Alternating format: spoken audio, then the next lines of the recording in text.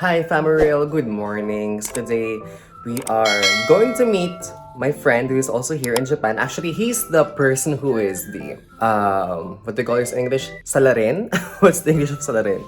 The one who encouraged me to go to Japan this time of the year because there's actually a concert for Enhypen, for Treasure, for New Jeans, which is happening real soon, actually tomorrow and on Sunday. So he invited me to join him for this event, and I was like, okay, I'm G. I'm very easy to talk to, and I'm also always G. So we're going there over the weekend, but for now, we're gonna meet him, and then we're gonna roam around Tokyo. We're going to teamLab's Tokyo. It's our first time. Actually, intended to go to teamLab's Tokyo before when I was in Japan, like 3 months ago, but then I didn't know that you have to reserve ahead of time, like days before going there. So I wasn't able to go because it was already fully booked for that day. So sad. But right now, we are reserved. We're going for sure to Team Labs, and then I don't know. We're going to see a lot of things. Okay, so you and I will both find out together. Okay, so let's go.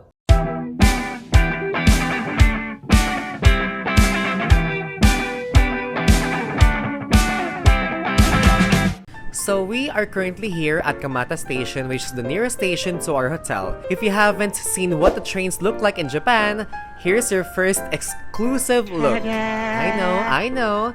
Looks so clean and chill inside. After a few stations, we have arrived at Nakameguro Station, and now we're just walking under the scorching sun to our first destination, which is the Peanuts Cafe Nakameguro. If you love Snoopy, then this cafe is heaven for you. Upon entering the cafe, you won't see foods or drinks yet, but rather tons of Snoopy/Peanuts merchandise that are so adorable and just so tempting to go on a shopping spree. But you know what? We have to keep our minds focused on why we are here today. We are here to have lunch with Snoopy. So that was the ground floor. Since we are dining in, we have to go up to the second floor where the tables and chairs are. We were seated at a corner, which is just perfect because we get to see and appreciate the entire restaurant from a perfect wide view. The ambiance of the resto is very chill, and the Snoopy decorations everywhere makes it feel like you're in Snoopy's world. So we already placed our order, and look, they gave us this adorable Peanuts coaster which I took home as a souvenir. Also, our order comes with a glass of orange juice. You know what I love about the orange juice they serve in all of the restaurants in Japan? It's made from real fresh oranges. Alright, and here is our order. The star of their menu, the Goose Eggs Sliders, for the price of 2,178 yen, or 836 pesos, or $14.75. I know it is definitely not cheap, but you know, this is a rare opportunity to be able to dine here, so let's just make the most out of it, okay? Also, have y'all been seeing the sliders? They're chunked with a variety of patties or whatever you call what's between these sliders. You see the worth of what you're paying for. Just to add to the unique experience, they serve these sliders with this peanut butter, which is so odd to me because I never tried eating sliders with peanut butter, but surprisingly, it actually tastes good. Like, I asked the staff here just to be sure if what this peanut butter is for, and they told me it's for everything. So even the salads and the fries? Okay, I guess it actually works.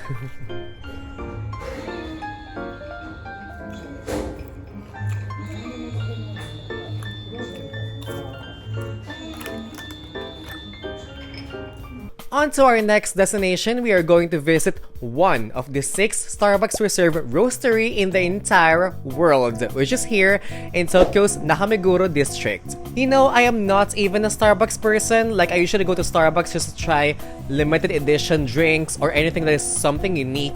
But the person we're gonna meet here is such a Starbucks lover. Actually, if you watch my Summer Sonic Day 2 vlog, you've already met him. It's my college friend, Drin, who is the mastermind of this entire Japan trip of mine, as well as his friend Ina. Yup, the more the merrier. Anywho, so about this Starbucks branch, this is actually kinda newly opened just 4 years ago. It's so big, like 30,000 square meters, guys, composed of 4 floors with different specialties per floor. And yes, we're gonna explore every floor in just a bit. But for now, let's look around the ground floor. Here, we can find the pastries they're selling, which looks so appetizing, but I just can't anymore.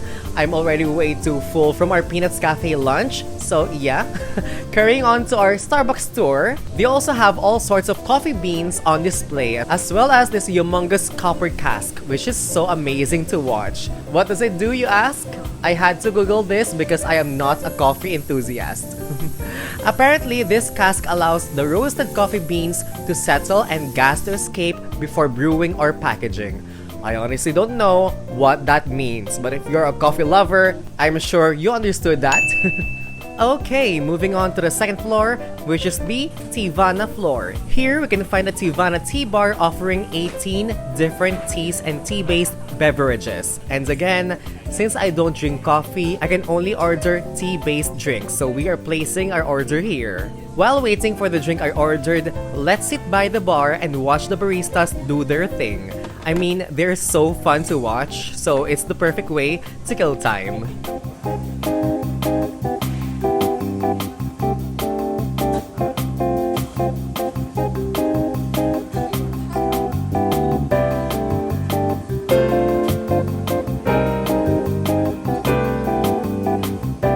Alright, and our order is here. I ordered the Teavana Frozen Tropical Adventure for 1,250 yen, which is 479 pesos or $8.50. I honestly cannot with the prices of what we are eating and drinking today, but as I've said before, let's just make the most out of this trip. Here's an honest feedback of my drink. If you watch my shopping and food trip at Shibuya vlog, we tried the summer special drink of Starbucks, which is Gaburi Watermelon Frappuccino, and to be frank, I prefer that one because it is more unique.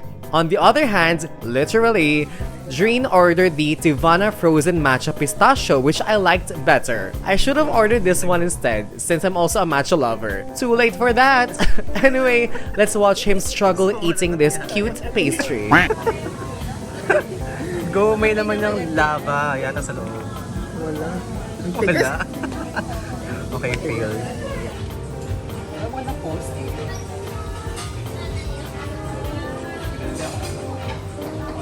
Next. Next.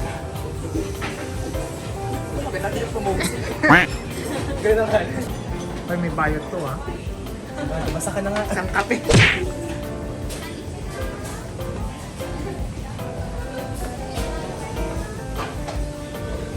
And now, welcome to the first floor. Gusto ko yung pagbabayad mo. Oo nga, pabaliktad eh. Papalitan. Ba yung, Hindi, i-edit mo na lang. ba yung flow ng din? I-edit. Palabas na ng story. Dito yung trash can where we throw everything. May paper, may plastic, may paper food. Dito ako plastic. Tapos.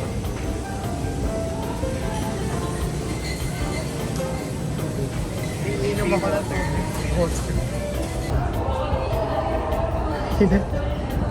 So hot, guys. 89 degrees Fahrenheit. Fahrenheit ka lang. Fahrenheit. Moving on to our next stop, we are back in Harajuku, one of my favorite shopping and food trip districts in Tokyo. We are here to visit the Animal Cafe. Just looking from the outside, it's already looking so cute.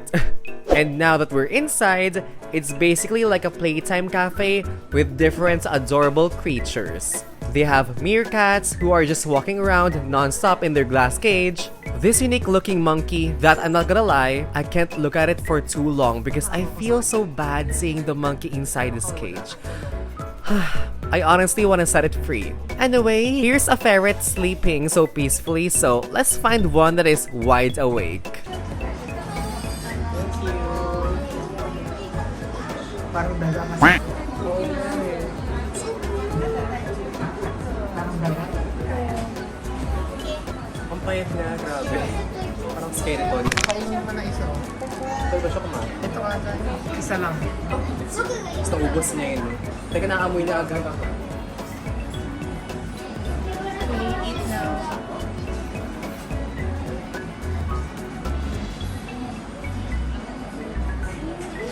So cute. Parang happy. Say hi to the camera.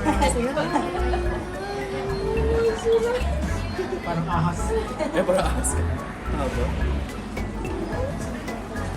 Going back to the meerkat, here he is trying his best to escape me. Oh my gosh.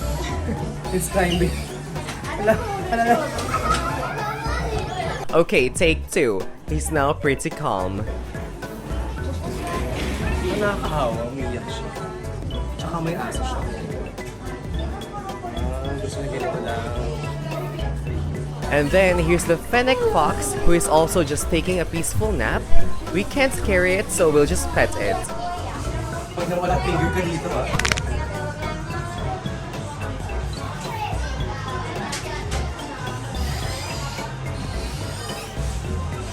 Lastly, we have this hedgehog who doesn't want to play with us. It is just super shy. Super shy.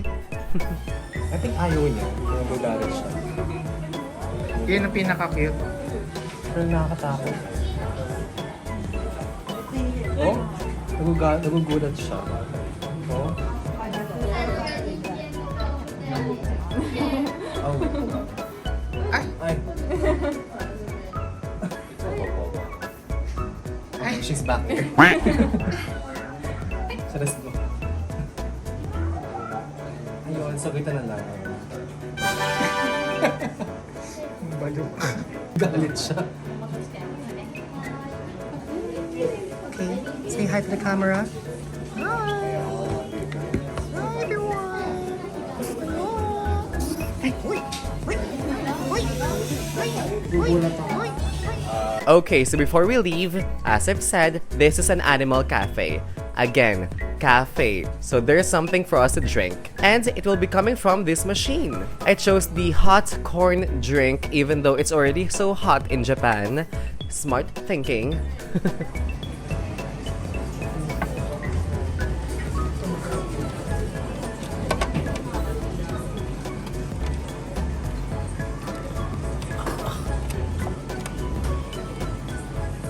Wow, it's so hot. Crap. Nearby, we are back in Shin Okubo, the Koreatown of Tokyo. We are now hungry, so we will have an early dinner at Miyomi. Yup, it's a Korean restaurant, of course. It's also actually like a Korean pub with the interior and exhaust tubes on top of the tables. Anyway, we ordered several dishes in this resto because we've all been craving for Korean foods even though we are all in Japan. They served us several side dishes, which is pretty standard for a Korean resto. We also ordered this geranjim or Korean steamed egg. My forever favorite, tteokbokki, which is just a little bit spicy, so it's definitely tolerable. And for the main, we got a selection of Korean fried chicken with mozzarella cheese in the middle to dip it in because, you know, cheese just make anything so much better. 맛있게드세요!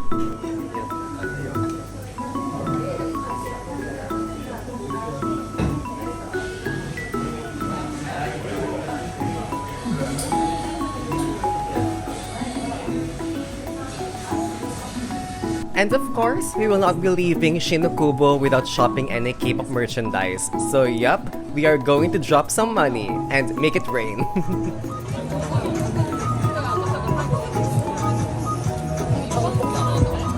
Oh, and hello and Hypen! Can't wait to see you at Summer Sonic Day 1.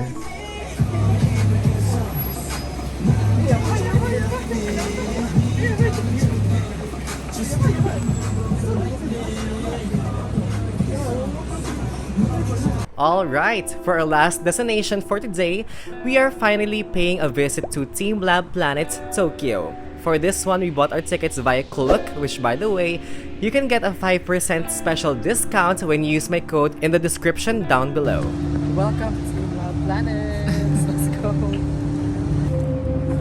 Oh, guys, we're gonna fall in line there so you can see mga linya. After a few minutes of waiting in line, we are finally entering the museum. First, we have to leave our things and shoes in the lockers they provided because apparently we are going to walk on water a lot of times. I have to be honest with our experience, okay? The first part where all of us are going to walk barefoot on the water smells stinky.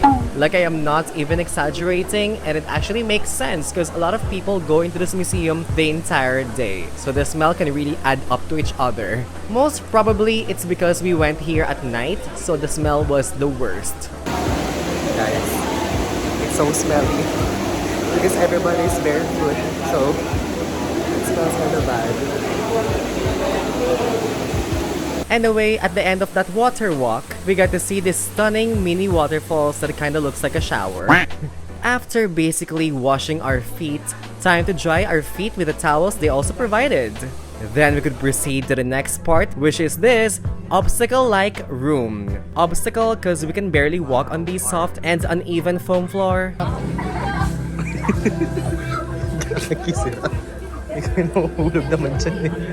All we can do is just crawl to reach the next area. Okay, watch me have a hard time walking.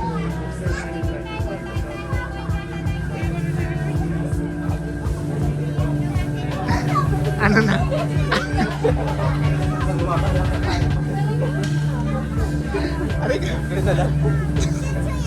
At last, we have survived that obstacle, and we are now moving on to one of the iconic parts of this museum, which is this Bejeweled place.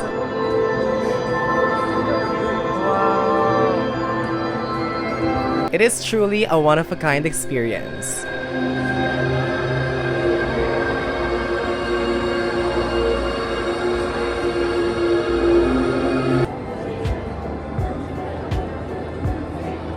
And as you can see from our faces, we are really enjoying the museum so far. The next part of our teamLab Planet's adventure, we are going to walk on water again, but this time with an illumination of koi fishes swimming around us. What a cool thing to see and experience.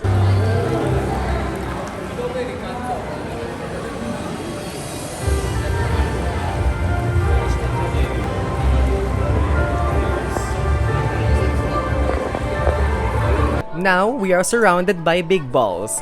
Big balls that change their color. I think this is like the culmination of what aesthetic looks like.